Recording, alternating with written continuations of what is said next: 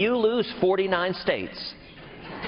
You ain't going to be the Republican nominee. John Kasich is currently in fourth place with just 143 delegates, behind even Senator Marco Rubio, who has suspended his campaign.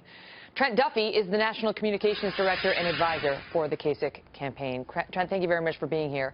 So, you know the arguments against his candidacy right now, and Ted Cruz summed it up rather succinctly there, saying the person who loses 49 states, which is what John Kasich is on track right now to do, is not going to be the party's nominee. Well, the party's nominee is going to be the one that can secure a majority of delegates at the convention, Megan, and tonight showed that no candidate is going to reach that mark prior to Cleveland. And what happens now is this race turns to the Northeast and the Mid-Atlantic. It shows that John Kasich is the one that takes from Donald Trump. That's why he's asking John Kasich to get out of the race.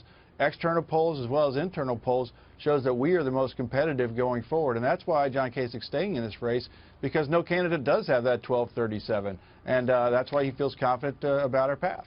The Washington Post's Dave Weigel had a piece out tonight and went through the numbers showing that John Kasich faded as he got toward Election Day in Wisconsin, saying 20% of late deciders voted for him, which was much lower than he got a couple of weeks ago on March 15th. 18% of independents chose him tonight. It was 28% back in Illinois. He beat Ted Cruz with moderates but by just 3 points or so. In Illinois, it was double, 32 to 15. His point is the momentum is not on Kasich's side.